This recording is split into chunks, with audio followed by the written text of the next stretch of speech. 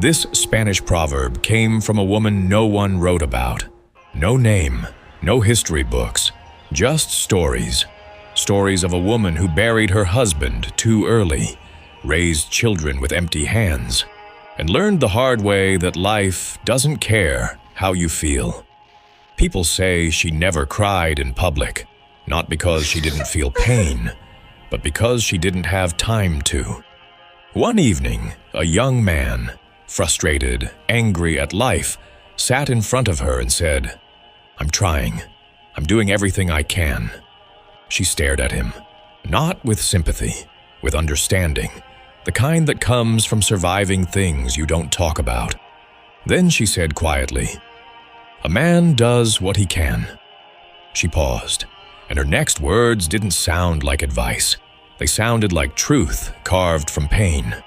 A woman does what must be done. And that silence after, that's where the weight of those words lives. Because here's the brutal truth no one wants to hear. Doing what you can is comfortable. It has limits. It has excuses. It gives you a place to stop. I'm tired. I've done enough. I tried. But life doesn't negotiate with effort. It responds to necessity. And necessity doesn't ask how you feel. It demands action. That's why when everything collapses, when there's no help, no backup, no second chance, you start to see the difference. A man will look at his limits. A woman who's been tested by life, she stops looking at limits because stopping is not an option. And that's where people misunderstand strength. They think it's loud. They think it's visible. They think it's heroic. But real strength looks like someone holding themselves together when they're falling apart inside. Looks like showing up when your body is begging you not to. Looks like choosing responsibility over relief. And here's the part that hits hardest.